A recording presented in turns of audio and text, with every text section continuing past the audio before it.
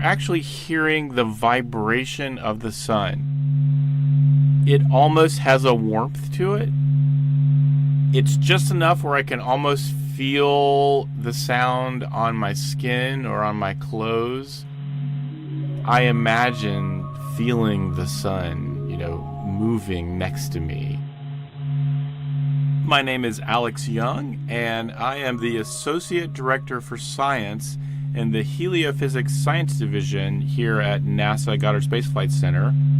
When anything material moves, waves travel through it, and the same thing happens inside the sun. And these waves are traveling, bouncing around inside the sun, and if your eyes were sensitive enough, you'd actually could see this jiggle. But what scientists have done is they've taken that jiggle and turned it into sound, into a sound that we can hear with our own ears.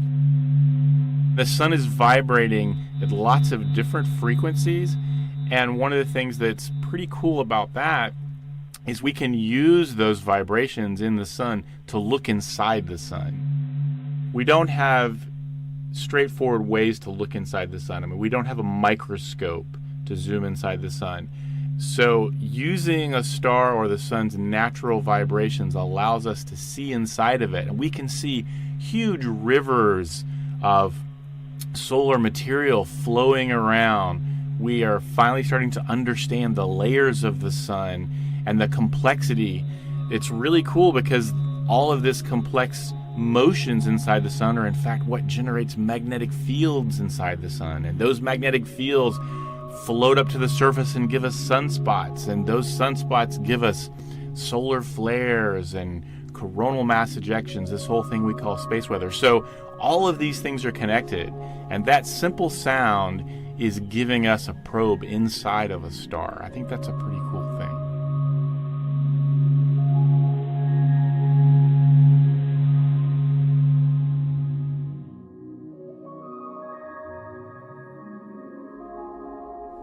The dynamic imagery and sounds of the sun are on display at the NASA Goddard Visitor Center in Greenbelt, Maryland.